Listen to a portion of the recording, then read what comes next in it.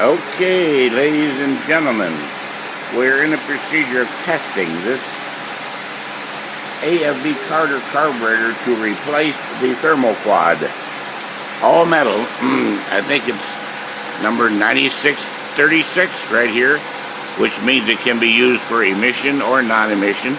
It also means it has electric choke to use at your pleasure.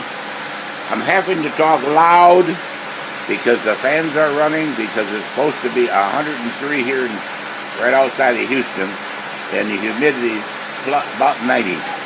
So please forgive me for yelling, but we got to test it out. We got to do our job. The first test we're going to do will be with the Dyno neutral. In other words, the only thing that's hooked to the back of this test engine is like your power steering, power AC, water pump, anything that's connected to the front.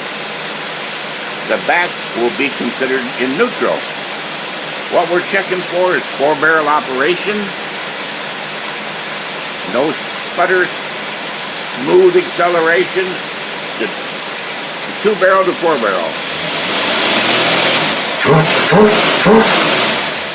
That tells you that loud roaring noise is the vacuum secondaries internally releasing. Check 1, check 2, check 3. Now we turn the dyno on.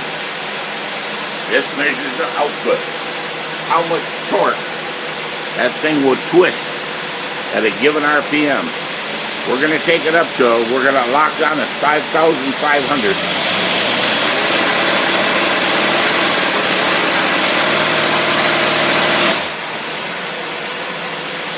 Absolutely no strain at all. No problem at all. Now these will provide you the gasket for the bottom for the proper fit onto most, or if not all, thermoquad intakes. All aluminum, ready to go. Power valves all set to go.